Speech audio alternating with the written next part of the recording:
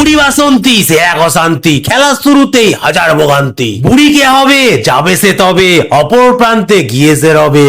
22 গজ দূরে খেলা দুটো গোলকে জুড়ে, বুড়ি তোমায় আনতে হবে ওই গোলকে ঘুরে ঘুরে। প্রথমে বুড়ি রাখার পরে দম নিতে হবে জোরে, 5 জন দম না নিলে বুড়ি আনতে পারবে না ঘরে। সে ভেঙে দিয়ে গম একে একে নিয়ে দম, উল্টো দিকে প্লেয়ারদের আউট করে করতে হতো কম। বুড়ি আনা আমাদের কাজ, আর ওরা পাখির মতো হয়ে বাজ, অপোনেন্টদের বুড়ি আটকাতেই হতো সে যে করেই মেরে হোক ভাঁজ। দম নেওয়া যেত 13 বার, তারপর যাওয়া যেত না আর, তার মাঝেই বুদ্ধি খাটাতে হতো বুড়িকে বার করে আনবার। মাঝে মাঝে যেত দেখা বুড়ি বেশি হলে পাকা, কাউকে কিছু না বলে নিজেই দৌড় দিত একা। কখনো পৌঁছতো এই গোলে, কখনো আবার ধরা পড়ে যেত কারোর কোলে। পরের দিন আবার খেলায় বাদ পড়তো এই পাকামির ফলে। এই বুড়ি ধরতে গিয়ে কতজন পড়েছে উল্টো হয়ে, অনেকজন আবার বাড়ি ফিরেছে হাত পা ভাঙা নিয়ে। সে হেব্বি হতো রেলা, বয়ে যেত গো বেলা।